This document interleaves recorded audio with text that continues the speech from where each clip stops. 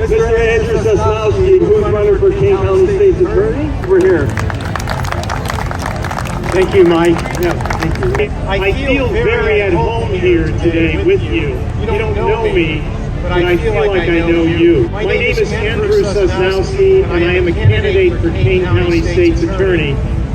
But most importantly, I'm one of you.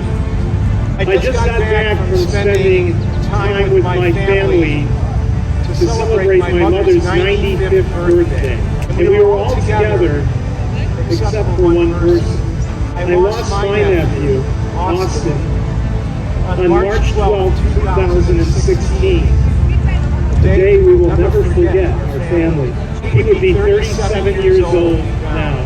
His death coincides with the awful fentanyl crisis that started coming into our country. Acts of pure, reckless evil. I remember his younger brother at the time, my other nephew, pleading with the police to find his killer.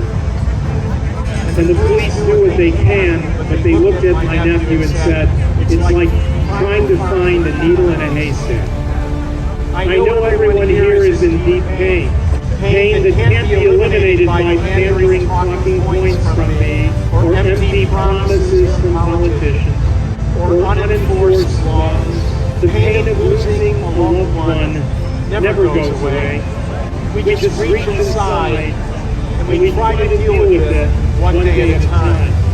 We think it gets better, but it really doesn't. We do get stronger by the grace of Almighty God, and that's our hope. However, the pain is always reignited.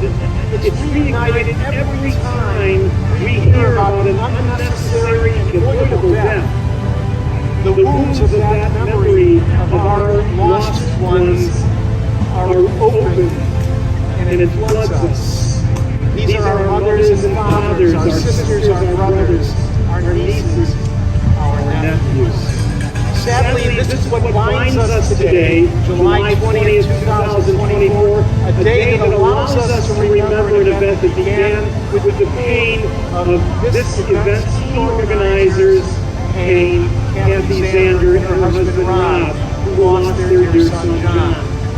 And by all of you, our friends and family, who still seek justice.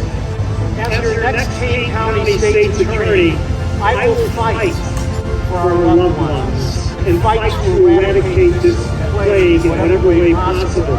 Politicians love to pass laws, and states like Illinois have many laws, but many current politicians refuse to close our southern border, allowing groups like the cartels to come into our home, to come into our neighborhoods. They are here in our counties. Why do they ignore this? Well, it appears that they might be disinterested in fixing the problem, but it's probably more political than it is philosophical. And politics should never, ever get in the way of remedies. This is why law enforcement and the state's attorneys of our counties must be the protectors of our communities. If our federal government doesn't close our borders, it's up to us and our local communities to keep our communities safe. As Kane County State's Attorney, I will root out the causes of these criminal acts. How, you say? Well, by using my vast experience, I've been an attorney in criminal justice and a criminal justice warrior champion for the last 35 years. I'm currently general counsel of an organization that deals with drug overdose. I'm also a professor at Elgin Community College for the last 22 years, where I teach criminal justice, and Aurora University, where I teach criminal justice. Many of my students and their families are affected like you with the poisoning that's happening in our communities. We in classes seek remedies. We're looking for ways to get into the system to change what's happening around us.